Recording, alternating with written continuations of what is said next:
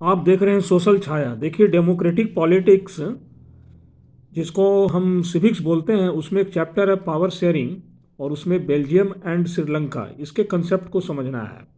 देखिए, Belgium Europe का एक छोटा सा देश है और क्षेत्रफल में हमारे हरियाणा राज्य से भी छोटा है, और इसकी जो बाउंड्रीज है वो नीदरलैंड, यूक्रेन एवं जर्मनी से सटी हुई है। इसकी आबादी 1 करोड़ से कुछ ज़्यादा है।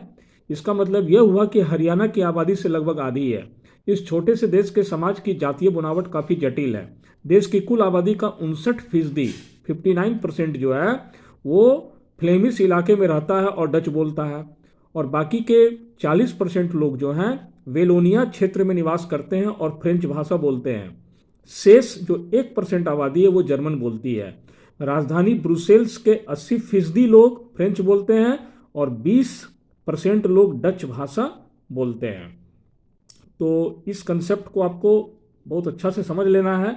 और इसी तरह से अगर हम श्रीलंका की बात करेंगे, तो श्रीलंका एक छोटा सा देश है और जो तमिलनाडु के दक्षिणी तट से कुछ किलोमीटर की दूरी पर बसा हुआ है। इसकी आबादी लगभग 2 करोड़ है और लगभग हरियाणा के समान है।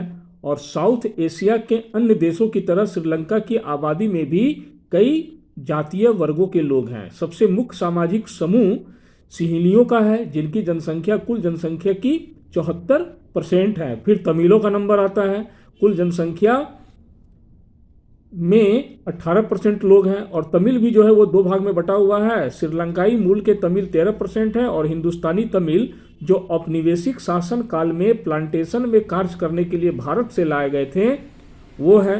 तो श्रीलंका के नक्शे पर अगर आप ध्यान देंगे तो पता चलेगा कि तमिल मुख्य रूप से उत्तर और पूर्वी प्रांतों में है, और अधिकांश सिंहली भाषा लोग जो है वो बौद्ध धर्म को मानने वाले हैं, जबकि तमिल भाषी लोगों में कुछ हिंदू और कुछ मुसलमान भी हैं। श्रीलंका की आबादी में ईसाई लोगों का भी हिस्सा 7% है और वे सिंहली तथा तमिल दोनों भाषाएं बोलते हैं। तो बेल्जियम और श्रीलंका के एक इथनिक कम्युनिटीज़ को आपको समझना है और इससे रिलेटेड क्वेश्चंस आ सकते हैं। थैंक